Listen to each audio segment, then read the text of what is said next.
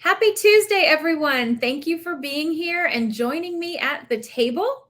I'm excited to be here. It's another beautiful week here in Tampa. The weather is slightly starting to cool down, slightly less humidity. So I live vicariously through all of you who live in other beautiful climates where you actually have changing leaves and beautiful weather and all of that good stuff.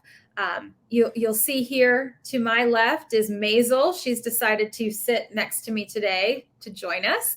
And to my right, which I'll have to point this way because of the way the system works, but joining me today is Sam Eaton. And I'm super excited to have Sam on the show. So for those of you who might be joining us for the first time, welcome. And I just want to let you know we love your comments. We love your questions. So please feel free to type those in and let us know if you're there and you'd like to join in the conversation. We do our best to address all questions and comments as they come in to the system. And also we will have a conversation. We like it to be as fluid as possible. So today we're here to talk about kind of the evolution of HR and where it's been and where we see it today and where it's going. And Sam has such a great perspective as she is a business manager and coach for folks like me who are HR consultants and coaches. And she really helps me to create some structure and brainstorm and manage all the things. Because let me tell you, as a solopreneur, it can be overwhelming. And when you don't have that sounding board and that person to talk to and to identify when you're being crazy, it can get a little nutty. So thank you so much, Sam. I absolutely adore you and working with you. And I'm so glad you were able to join us today. So I would love for you to share a little bit with the audience about kind of what you do and what inspired you, right, with your history, because you're not necessarily a traditional HR practitioner, and yet you have moved into this space and created this amazing business, and you really do get it in ways that I think a lot of HR people might not get it. So I would love for the audience to hear your story, and then we'll kind of get into where we think HR is going in the future. And hello, everyone who's joining us. Thank you. We're excited to have you here. Well, it's great to be here, Barbie. And thank you. It's how did I get here and your question on that? Well, first and foremost, I'm a business builder. This is my fifth business. But when I came into a previous business, I learned the world of HR. I was really hungry to understand more about it. How does it work? Why are people saying that? And just the human brain, how people interact. So I've done my own courses in neuroscience and all the rest of it. I have a huge sort of philosophy and mission behind me, which is I really want to help founders like you and those who've got bigger businesses to be able to facilitate what they want for their families. And I can do that by making them successful. I've got quite a colourful backstory, which I'm happy to share with others when there's more time, but it's a real mission for me. So where I've come from today, I saw during the whole thing with COVID, just this opportunity to help people. And I brought forward my plan for this business by at least 5 years. Everyone around me told me not to do it. Oh, you shouldn't be doing something like this through pandemic.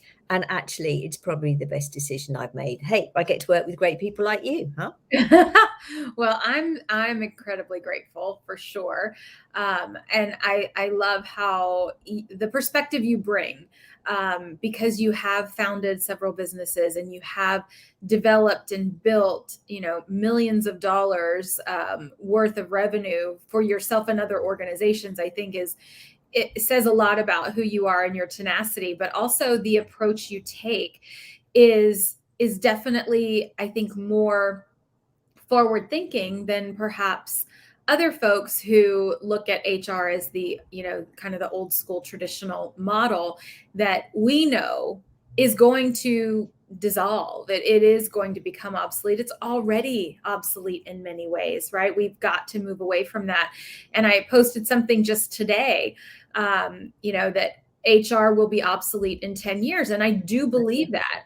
And I believe that in the way HR has been defined up until recently. And I see where organizations and HR practitioners and professionals are starting to change, and some are further along the progression than others.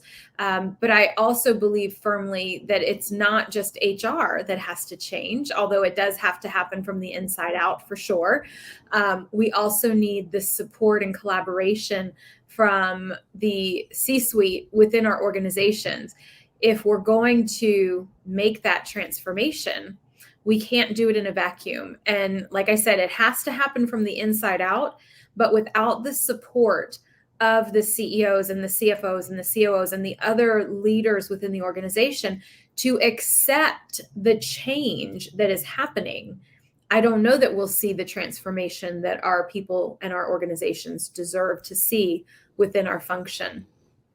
So that was what inspired me, to do what I do, and the conversations we've had is really helping folks to understand that HR is no longer the catch-all, right? Or it shouldn't be the catch-all of, we don't know where this goes, we don't know what to do with it. Oh, HR will do it. Or they're the party planner, or they're the person sitting there waiting to be told what to do, and the afterthought, the cleanup crew. There's so many things that we've heard and how people describe the function of work. And yet it's necessary. And some of those tactical pieces still have to get done. We still have to, as an example, enroll people in benefits. We still have to execute payroll. We still have to do all of these elements. But does it have to look the same as it has in the past? Does it have to be that stodgy, old school transaction?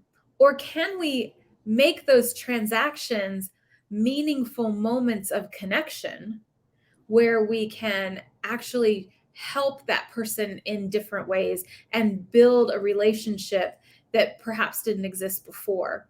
And so I think there's something there with that as well, is to really move from the traditional transaction to meaningful connection. And I think that's baked into identifying your purpose. And I shared that this earlier today. I've shared this before, but I shared it today in a post. And if you guys didn't see it, this is a model I put together on HR fluency. And it starts with the old school, right? No purpose. We wait until we're told what to do. We're transactional. We're the order taker. But I do see organizations and people moving up this model into a purpose-driven and a purpose-centered function. So, Sam, what are your thoughts on not only this model, but where you see the HR function going? Since you support not only me, you support lots of other practitioners.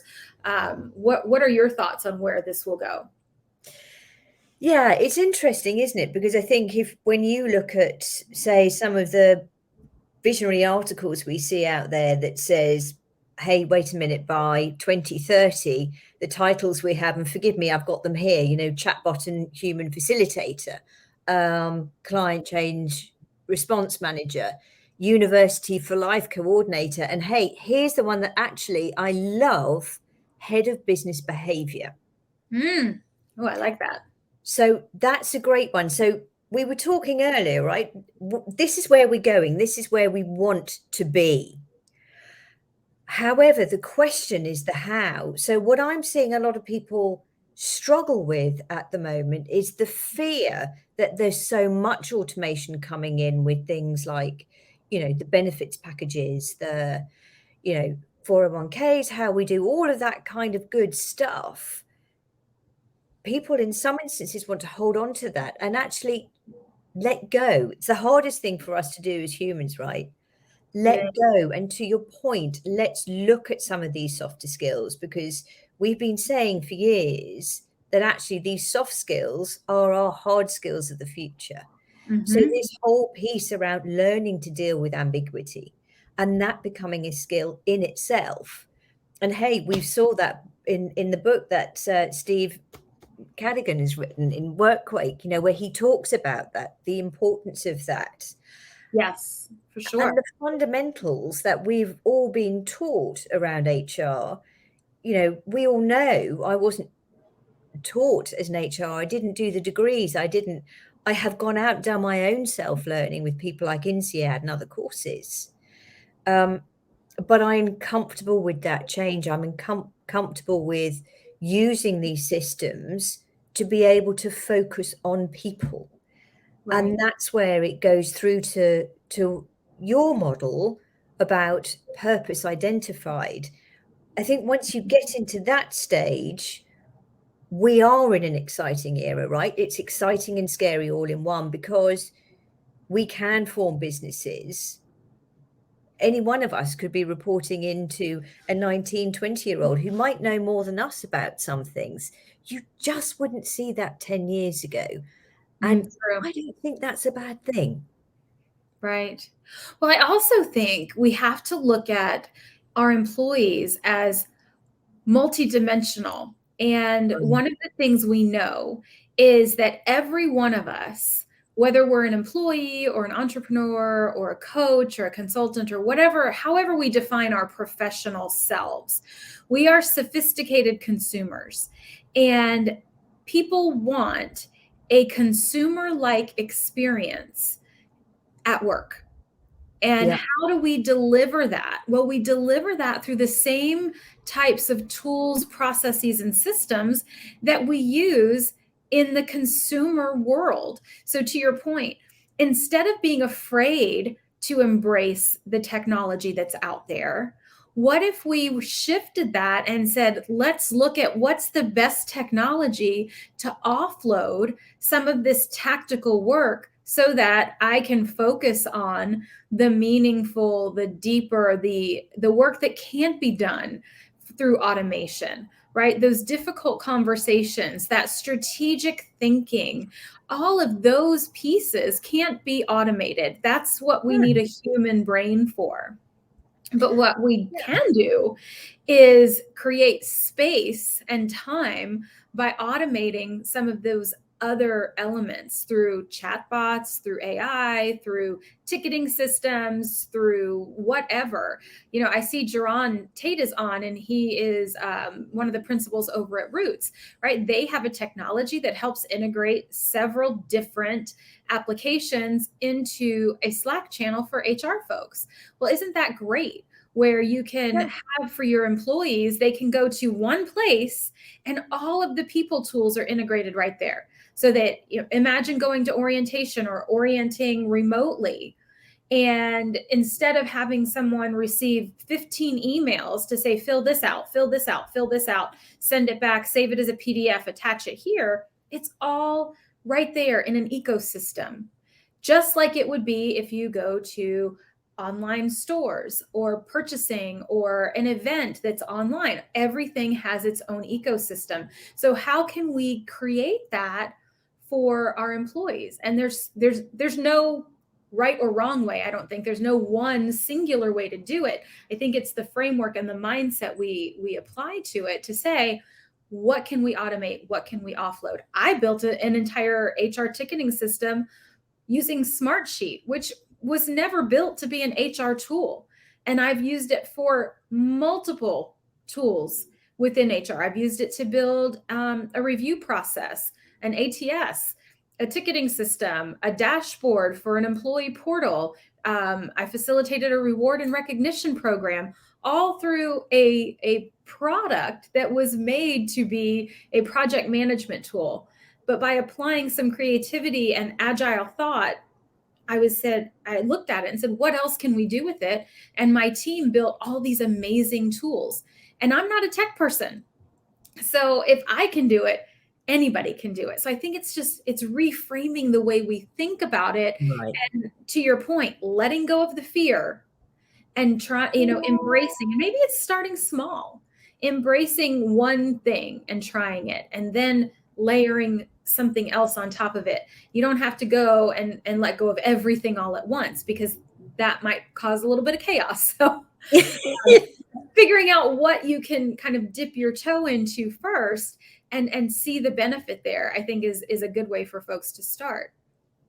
Oh, exactly. And if you look at it with where we're at today with things like some of our HR, IS and some of the systems there, Workday and all the others that are out there, they take a long time, right? At that level to get them built. And if you don't want to go vanilla, oof, that can be painful. But Right. if it's rolled out in the right way and the right time, the benefits that these things can have are incredible. Because, as you were talking, it was just like, I'd love you to talk about how that freed up your time by having all of this bespoke processes that you'd put in place and systems. What would happen if you didn't do that? Yeah, I love that way of looking at it. What would happen if we do it, but what happens if we don't? And I Right. and I use this with the 5 imperatives, and that framework that I use when I coach folks is failure to adapt causes extinction. And it holds true in the HR space. So when I'll use the ticketing system as an example, when you don't have a system, and most IT departments use a ticketing system. So we took that concept and we're like, why can't we do that for HR? Because otherwise, everything is managed through email. So what happens when someone is on holiday? What happens when someone is out sick? What happens when someone's not sitting at their desk? And there's something that gets missed. And how do you search on email? And it causes so much wasted time. But a ticketing system timestamps it, and it allows you to then audit yourself and or your teams. Are they meeting their commitments from an SLA perspective? Are they responding in a timely manner? What are the trends that we're seeing in the questions and the intake? So we then start to create our own data set. And Mm. I'm a huge believer that the more information you have, as long as you use it in the right ways, can really help you to grow and evolve. So by creating this ticketing system, we could then see, wow, the majority of our questions are coming in about payroll concerns or about open enrollment or whatever the particular thing was that was popping up in the moment. So it allowed us to know how to craft our communications. It gave us insights into what was top of mind for our people. What gaps did we have on our team that we needed to fill? Because clearly our people had a lot of questions about these items. So that let me know that I needed to do better in communicating about those items because they didn't have the answers they needed. So looking at it like that it's not taking away anything. It's actually enhancing what you're doing, but it's making it a more agile and robust process. And again, it's a more consumer like process. So instead of typing out a whole email, if I can click on a link and there's a drop down and it says, okay, my issue is this and I need this, and you hit submit and you get a confirmation that says, here's your ticket number, your question will be answered within 24 hours or 48 hours or what have you. I can then put that to rest in my head. I don't have to sit there and wonder, did they get my email? Are they going to respond? When are they going to respond? Because I've given them a framework to say it's been received.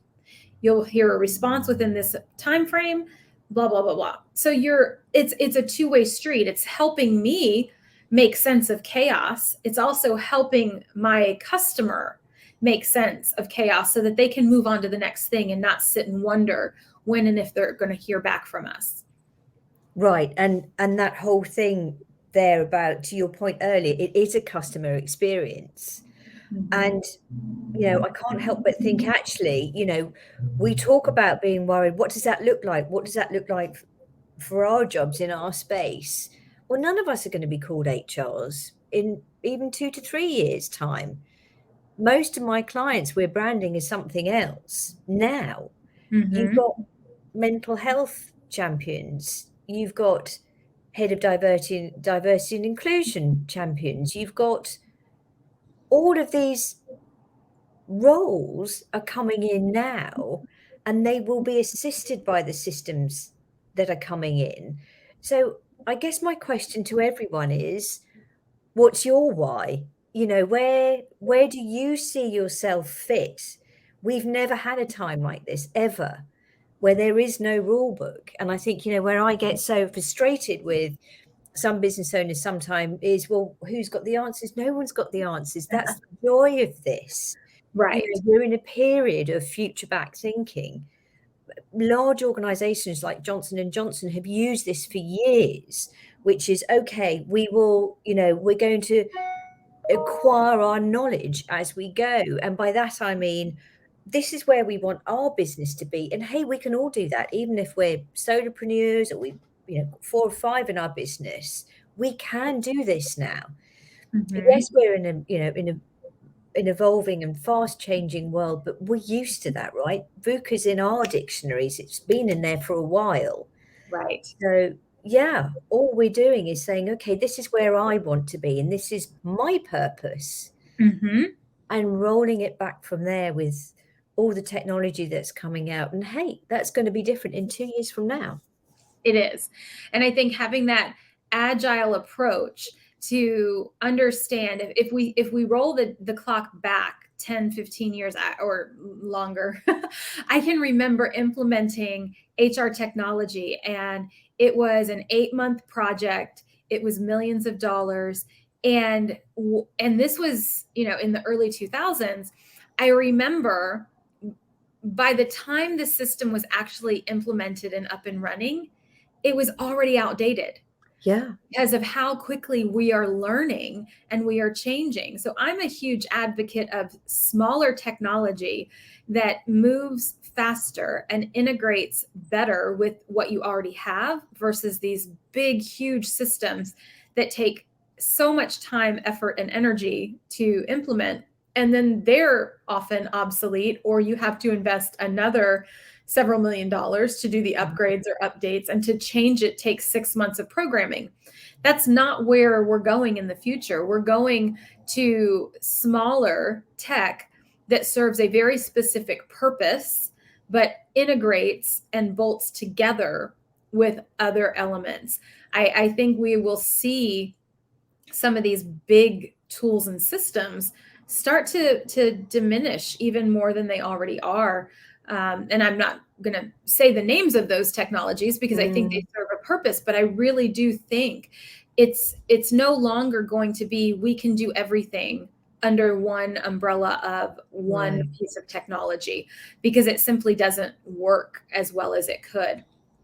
So I've had a couple of people ask me, about the purpose statement, and what does that mean, and what does it mean to create your purpose? Well, I got into HR because I love people, or I want to work in people strategy, or I have a degree in OD, or what have you. So that's my purpose. And what I mean by creating a purpose statement, and I use this sample, I wrote this many years ago for an HR team I was leading, and I've saved it because as I'm coaching HR teams or HR practitioners and professionals, often I get this question, well, what do you mean by an HR purpose statement? Everybody knows why we do what we do. And I'm like, do they?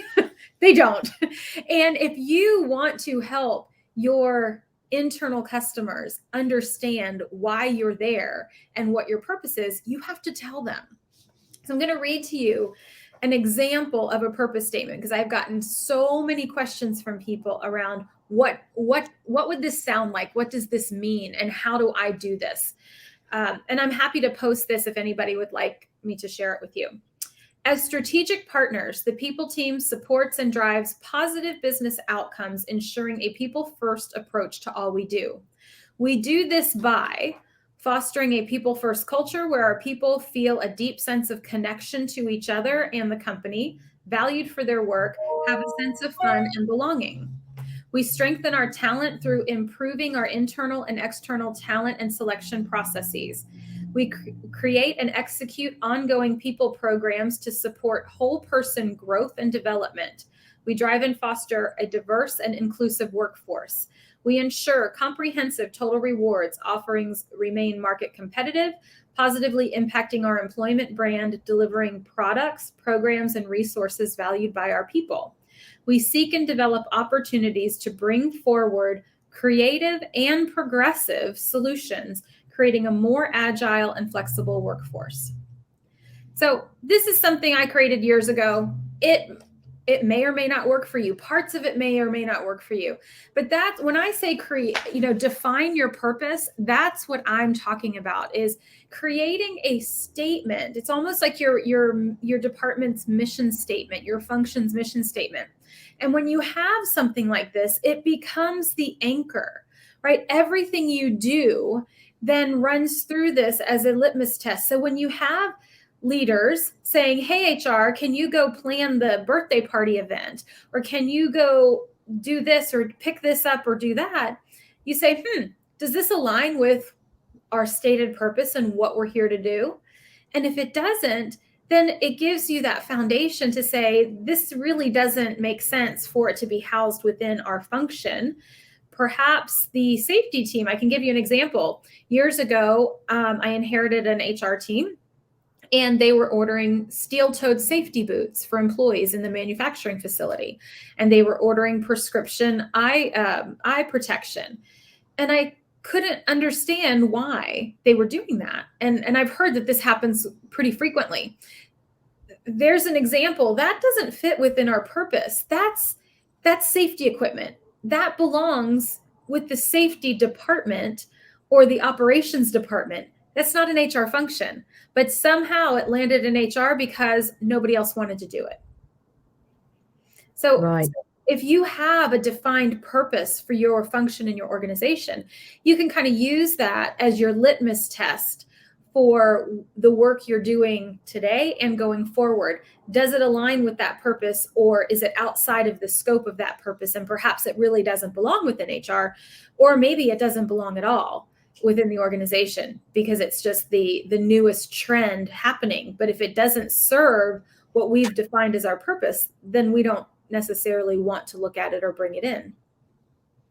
And the reason why I love that is actually, everyone understood their purpose. Moreover, they understood the values of the business and how it fitted into their purpose. Only yesterday, I was talking to another HR consultancy founder who was mortified because they'd been in a meeting earlier in the week where a senior member of the team, when asked what the purpose and mission statement of the business was, couldn't remember. Oh, dear. So, and actually, the irony of the whole thing is this is a great business, right? But they haven't invested that time to be able to align that purpose.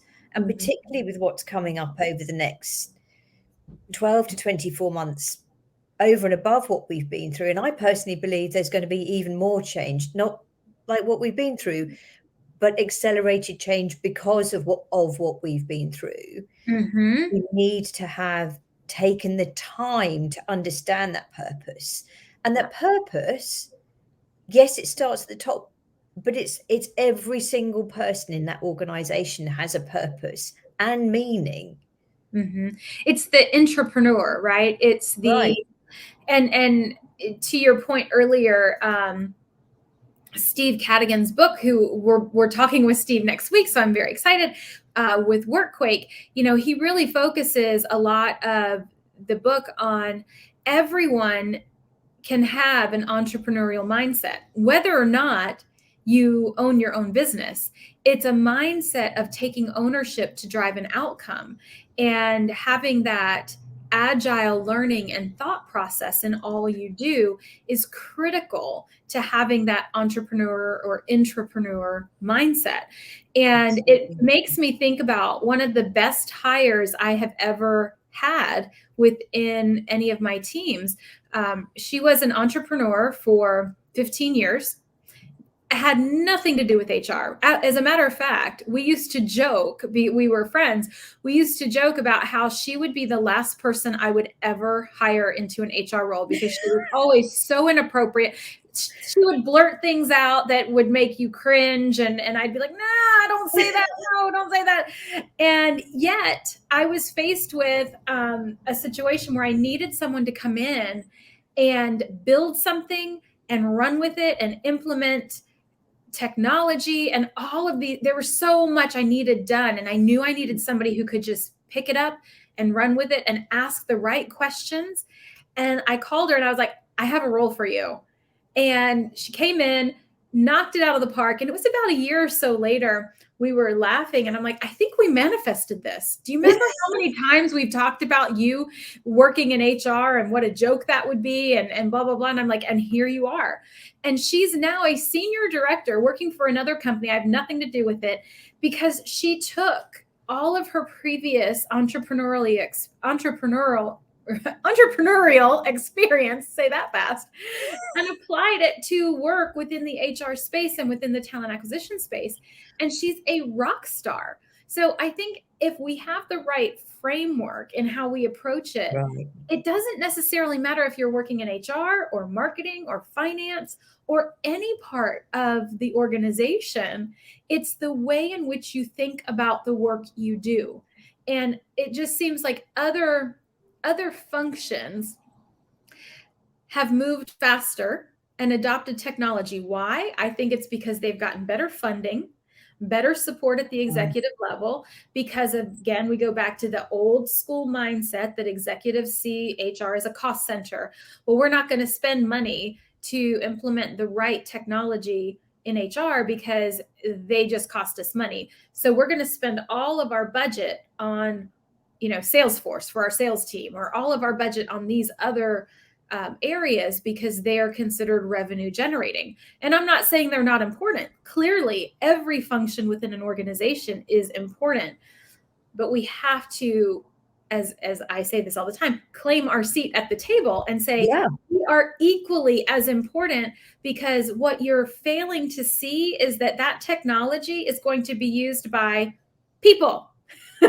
And the work we do helps to integrate all of these objectives and tools and systems with people and how they're going to use it. And to that one job title you said, like business behavior champion, I love that, because that's really so much of the work that we will be focusing on, if we're not already, is how do we change and enhance the behaviors to think the right way, to drive and deliver the outcomes our businesses need. Excuse me, I've got hiccups now. No problem. Yep. And I think that's the exciting bit about it. We're all reading now different books, and I look at my one here, and it's anything from The Slight Edge through to The Frontiers of Knowledge, through to some really heavy stuff like Radical Uncertainty, which has been written by John Kay and Mervyn King, the ex Bank of England governor. But they all have relevant and pertinent bits in it that we can sieve, if you like, and use in our world. And that's the beauty of what I like now. The frightening bit in some instances is what we've learned of old, and any formal education we had can be redundant within a decade. It can be redundant in 5 years, dependent on the reports you look at and you read. And I read a lot about the future of work, and some say 60%, some say 65% of the workforce, even in 5-10 years, will be completely different than the jobs that don't even exist now. That's a good thing for us, because it means how we operate and who we are different. Now, we can't plan for that, but we can come to terms with ourselves with so much change that there's probably 50% of the workforce that's coming that we don't know who they are or what they're going to do. But actually, at the end of the day, we are still, to your point earlier, dealing with people who will be in roles that they don't know either, who will be looking for, how do I communicate that? Because I'm not sure how to communicate that. I think it should be done this way, or I'm pretty sure this is the kind of behaviors that we should be encouraging. So our roles are more vital and pivotal, frankly, now to organizations. So that's why I'm a huge believer we can map it out as we want to. I mean, Barbie, your journey is going to be different, say, to mine. And, Tracy, who sadly isn't with us today, but sent us a message earlier, none of them are wrong. But the beauty of it is we can now all really learn from each other. There is a level playing field. And I was ashamed a while back because my philosophy on recognizing and looking at your own unconscious bias and calling it, okay, right, my bad on that one. I'm going to do something about it. Mm-hmm. And some of our team are in Egypt. And she's a great friend of mine. And I really respect her as a female founder.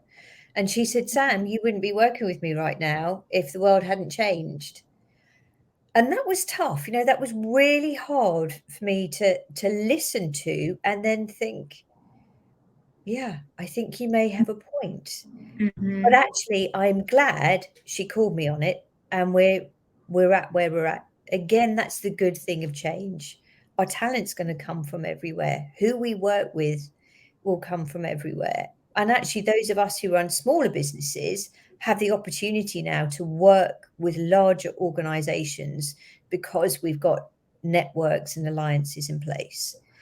Agreed. And I think some of the larger organizations are also starting to adapt. Some of them have been doing it for a while, as you mentioned, but many of them, even some of my clients and their global billion-dollar organizations, they're bringing me in and people like me in to lead the charge in very specific ways, right? So I do a lot of work in talent acquisition transformation, and helping folks understand that most organizations, when they think of TA, they start at selection, right? Oh, we have an opening, let's post it, see what comes in, and move them through the process.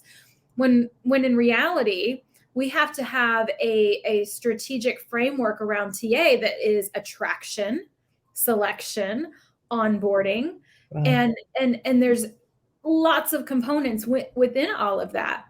And they're bringing someone like me in instead of saying, okay, TA team, on top of the recruiting you're doing day to day, on top of managing your internal clients and just trying to keep your head above water, we also want you to transform everything you're doing. They're bringing in consultants and people like me to say, okay, we want you to help us see what we're doing differently, bring in innovation, bring in new ideas, and help coach our team so that they can understand a new way of doing things and allow them to focus on what they're doing day to day. But then I'm there as an enhanced support to help them really move the needle. And I'm seeing this happen more and more and more in the people space, where organizations that are becoming more progressive, they recognize that maybe they don't need an HR team of 50 people. Maybe they need 20 really great progressive thinkers, and then augment it with folks like me or contractors or what have you for those specific niche initiatives, and then they can move on to something else. So there's just so many different ways this can look. To your point, it's not a one size fits all, but it goes back to why are we doing what we're doing, and letting go of our fear. I think we've been so bound for so long with fear. And I would say my transition from being an employee to owning my own company has been phenomenal. I couldn't have asked for a better learning journey than I've had over the past 18 months, because I have to, just like you recognized when your friend said that to you about working with someone in Egypt, I've had to check myself on my perspectives and my bias and my prejudice and things that I used to do that felt really normal to me, that felt like this is the way I was supposed to do it. And now that the further away I am from that employee space, and I have a much broader purview because I'm working with so many people from multiple organizations, and having conversations like this on a daily basis, I'm seeing more and more of, wow, I contributed to that. Like this thing that I did before, that's not cool. Like I was part of the problem in many ways, and I've evolved, and the further away I am from that, the more and more I see how easy it is to get sucked into the habits you have and being skeptical and making assumptions. And when somebody comes into your office complaining, you immediately think you know the answer. Because I've done that. I was that person. And it's been a long time since I was that person, but I was that person. And I do think that we've got to really open up our minds, and it can be hard. It can be really, really hard. I think, as you mentioned, Tracy Sponenberg, she's one of my favorite people. And I love that she tells her story about how she was a transactional, paper pushing HR person. I do. Right. And that was her. And fortunately, that's never been me, but I definitely did some things I would do differently now. But I love her journey, and that she so freely talks about how hard it was for her to see it and to start making changes. And I think the good news about it is that it doesn't happen overnight, and it doesn't have to happen overnight. Your journey is uniquely yours. And so for me, man, there's so many things I would do differently if I could go back and do them differently. But the beauty is, when you know better, you do better. And so I love these conversations, because I think the more we can help people see that it can be different, you can let go of the fear and to pay attention to what people are saying. Read the comments on LinkedIn. When I post things out there about HR and this is what HR is about, and there's a ton of negative comments, that's coming from somewhere. People aren't just making it up. It's their lived experience. A lot of folks have really, really bad experiences with HR people. And so we have to own that. It doesn't mean it was you. You don't have to take it personally, right? I've had to go through this journey myself. I have had to step back and say, okay, I didn't do this to that person, but they had this experience, and I have to honor that that was their experience and find a way to make it better and help them see that it can be different. So I think we dig our heels in and we say, well, that wasn't me. And, not all HR people are like that. It's like when you see, we talk about white privilege, and I wasn't privileged, so that doesn't matter to me.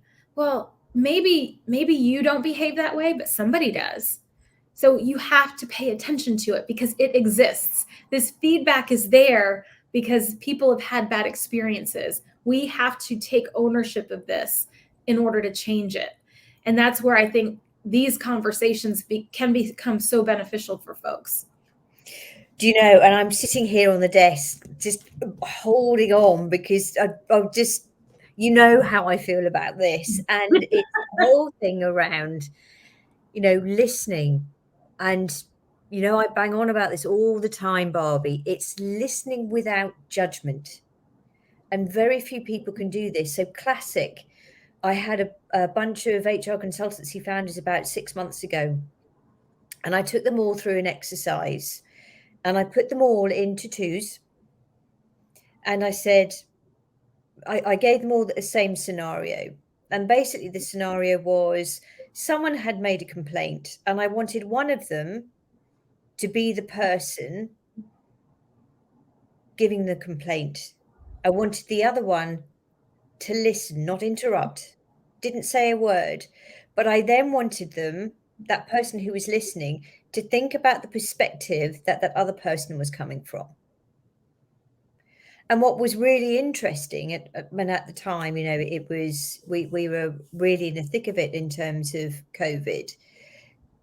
People really stood back and thought, gosh, I hadn't thought about this, and I hadn't thought of. And that one term of I hadn't thought about was phenomenal, because not a word, they weren't allowed to say a word. And they had to listen and see it from the other perspective. I suspect we're going to see the need for more and more of that pure listening skill set. And hey, I thought I listened up until I went on a weekend course and I went through some of these models. Samantha, ironically, means listen, and look at me, Miss Chatterbox. But that's what it means. And I was quite smug and actually arrogant about it, and realised I really didn't listen as well as I could without judgment. Yeah. Yeah. That's going to be No. a huge skill for us all to learn, truly learn moving forward, whilst dealing with our own fears and biases as we go. And it can be hard, right? I get it. I've been in the seat of the HR business partner, the HR, the head of TA, the head of HR. I've been in the seat where you listen to employees and it's always someone else's fault. And I think what happens, or at least when I look back at where I think my mindset and framework came from, is that we spend 90% of our time with 10% of the employees, right? We don't typically spend our time focusing on the employees who come to work, want to do a great job, have a great attitude, are committed and dedicated. We often are brought in to the problems.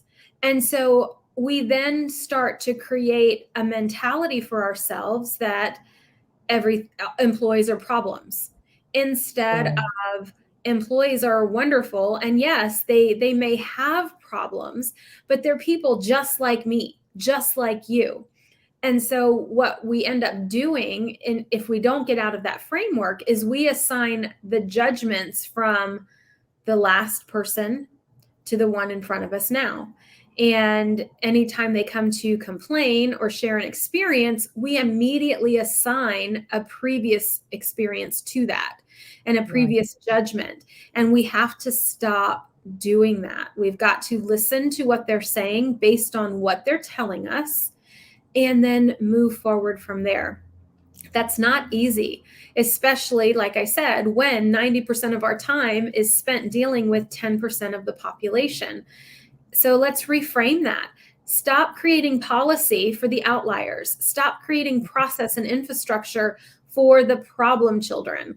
Create process, policy, and infrastructure for the majority of your people to support them to do the best job they can do, and then deal with the outliers as they happen, but allow them to see this is your behavior. This is what's working and what's not working. If you want to be a part of this organization, this is our expectation. You can meet it or not, but this is how we behave here. And I'm giving you the benefit of the doubt. I'm giving you this opportunity. Let's talk about your experience. What happened factually? What didn't happen? And what can we do to bring it together? And have that kind of open dialogue. Allow that person to be a part of the solution instead of simply listening, assigning a judgment, and then pushing them out the door. That's Yeah. never going to work. Yeah. Because all round it creates a not bad feeling, right? At some point you're going to think about that and think, gosh, I could have done that differently. They're going to leave thinking either HR's got a bad name or the organization's got a bad name. And it comes back to that listening without judgment. That's Yeah. going to be a really key and difficult skill for a lot of us. We all think, oh, we're enlightened individuals. I'm going to call it, we're all human. And therefore, we're all going to struggle with that over the next year or two. We But are. we need to call ourselves into account on that as we go through the change. Mm-hmm. And that's part of the how, Barbie, I think. Those development of our own soft skills and Right. actually having that accountability partnership in other people who you'll take it from them because you've created that psychological safety where someone can say, hey, how else could you have done that? It's a very nice way of calling it, right? Yeah, absolutely. And I think there's ways to challenge without being accusatory. And Agreed. I've been guilty of this when someone brought me a product, whether it was a project plan or something, whatever their task that they were working on. And I could see that it wasn't on the mark. And I would say, well, why did you why isn't this what I asked for? Instead of saying, well, tell me what your thought process was, or what outcome were you expecting from this? Or tell me what got you to create this when we talked about this. So allowing them to share, because you know what, maybe they thought of something you didn't even think about. And so instead of being so boxed into your perception of what good looks like and what an outcome looks like, giving people some space to be creative and to bring their own ideas in can be transformational. Now, that doesn't mean they're not going to need coaching. That doesn't mean that they're always going to be right either. But the way in which you have those conversations can completely transform not only the outcome of the initiative, but your relationship. Because as I've said before, and Sam, you've heard me say this, people want to be seen, heard, valued, and understood. And every time we communicate with someone, every email, every conversation, every interaction is an opportunity for us to ensure the other person feels seen, valued, heard, and understood. Are we doing that, or are we simply assigning our own judgment from our past experience to this situation and pushing them out the door? And we've got to check ourselves on it. And it's not easy. It takes time. It takes time. It takes genuine concern and care for a better outcome. But I think it's possible. I think it's possible. And curiosity. I think one of the things I get on a regular basis, sorry, Mad here. One of the things I get on a regular basis is, don't I ask some of the more uncomfortable, difficult questions? And Barbie, I'm sure you found it with sometimes some of the questions we ask, but actually by asking them in the right way, you are getting people, to your point, to think differently. Mm-hmm. And I am hoping we're going to move away from the era that we were in, which was, we want that diversity of thought. So we're going to recruit in a different way. We're going to recruit from a different source. We use that different source. We bring these people in, and then we say, actually, we don't like how you think. Well, why did you bring them in? I have this analogy. I think that's the right word. I have this analogy I use. It's around this. So when we think about recruiting folks from diverse backgrounds, whether it's an HBCU or neurodiversity or whatever it is. So if you think about having a party at work, and your employees reached a goal, and you told the employees, when you reach this goal, we're going to have an ice cream party. So you spend weeks orchestrating this event, getting the very best vendor, getting 31 flavors of different ice cream so everybody can have whatever it is they want, all the toppings, everything. They've blocked off their time, and the party's at 2 p.m. in the afternoon. And everybody's excited. And you're planning really well. And so that you have everything in place by the time that party happens, you have the vendor bring the ice cream around 11 so that you can set it all up, and it's perfect for when the employees come in at 2 o'clock. The employees come in and all the ice cream is melted. Now, is that the fault of the ice cream?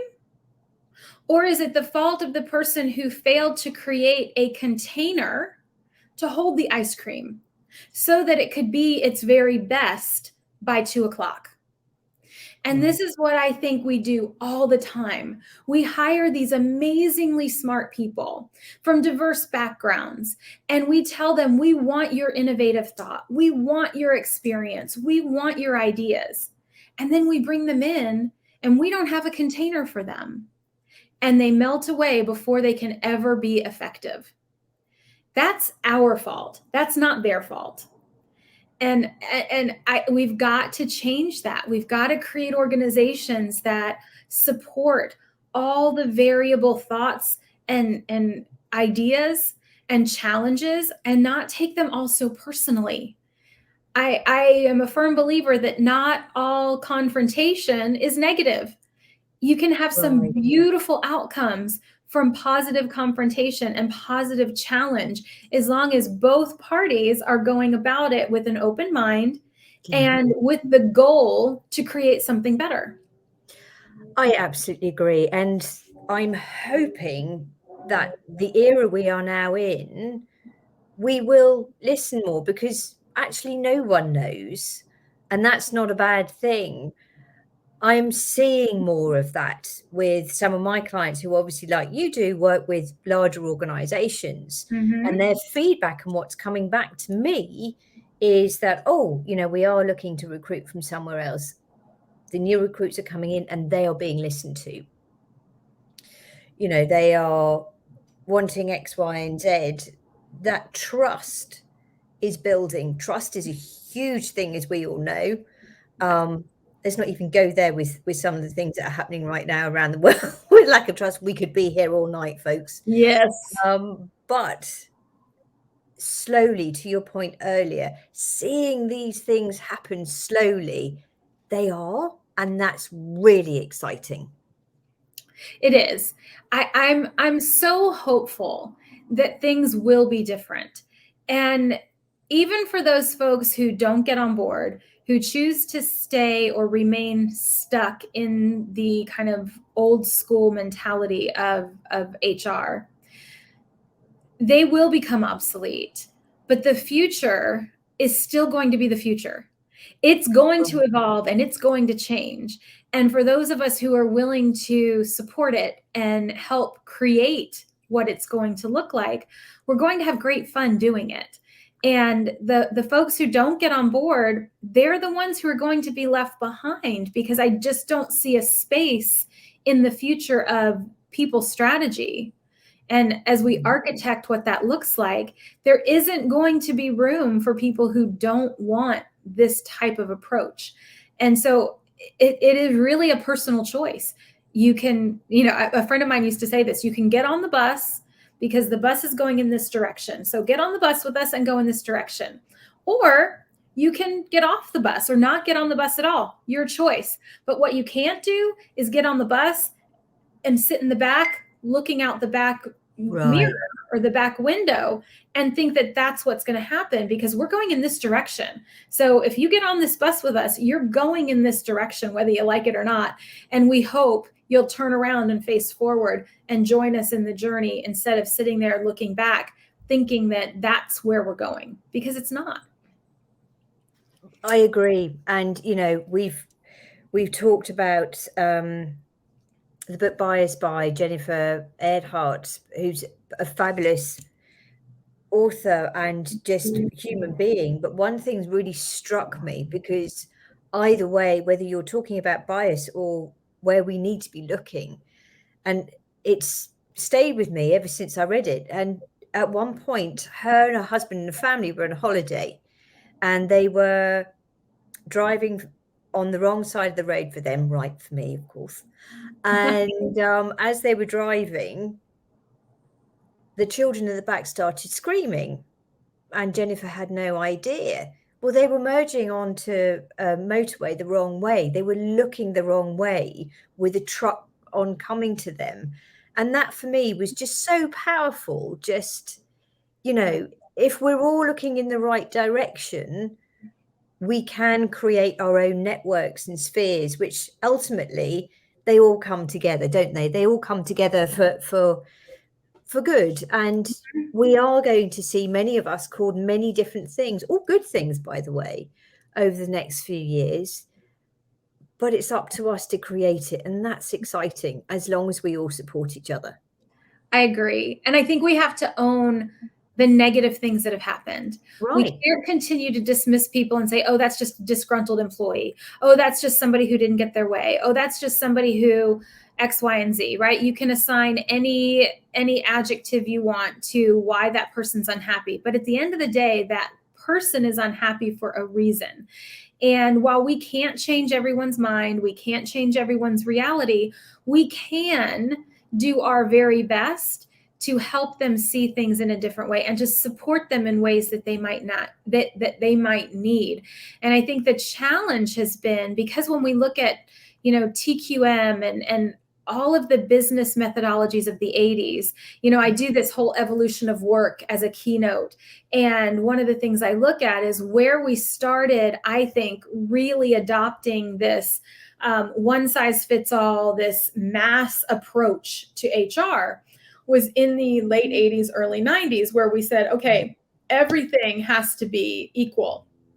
All policies, all systems have to be applied the same way to every person, because that's how we can defend what we're doing. And I challenge that there are some things that, yes, need to be that way for legal purposes, right? Compensation, all of those very black and white elements need to be looked at from a true, non-biased, holistic approach. But so much of the work we do doesn't have to be that way. And it's harder. It takes more time, but the outcomes are so significantly better when we treat people and interact with them like actual people and individuals, and we hear them out and we look at what can we do to make it better. What does flexibility mean to Sam versus what it means to Barbie? Because it may mean something totally different. And so we want to say we're an organization that offers a flexible, we have a flexible workforce. Well, that in and of itself means that it's different for different people, because we all define flexibility in different ways. Maybe flexibility for me means that I am able to leave work by 3:00 in the afternoon because my dogs are important to me and I need to get home to let them out. Someone else may have children and they might not be able to come into work until 9 in the morning because they have to drop children off at school. So flexibility to them means coming in later. It doesn't have to be a one size fits all in order to meet the needs of our employees in so many ways. So I think we've got to look at offering those options in every possible way we can, but there's no silver bullet for it. It's not black and white, and we've got to start thinking about it in a different way. I agree. We are over our time. I just want to call this out because I do try very hard to stay on time. And Sam, I have to thank you so much for joining me and sharing your insights.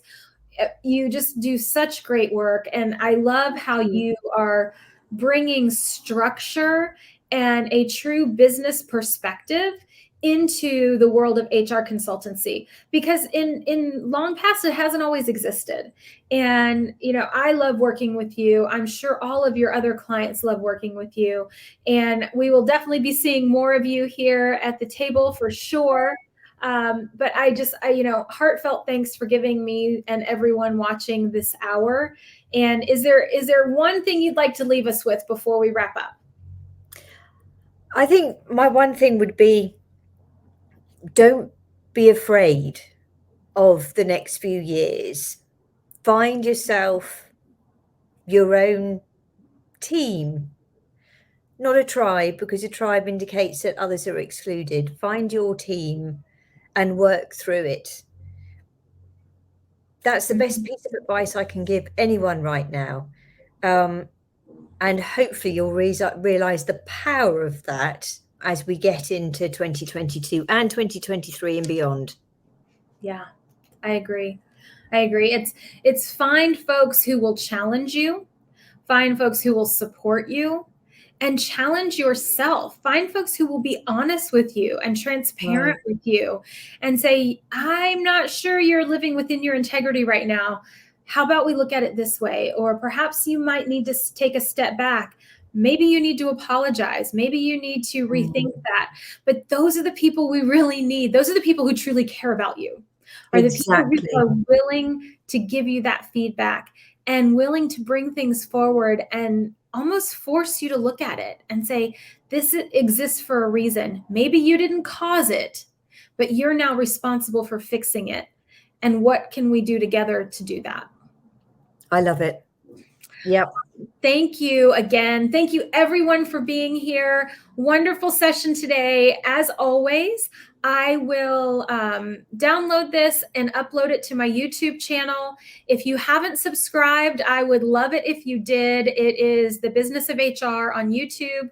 I upload all of the sessions from the table. Every episode is already uploaded. This one will be uploaded as soon as I possibly can, usually by the end of today, if not tomorrow morning.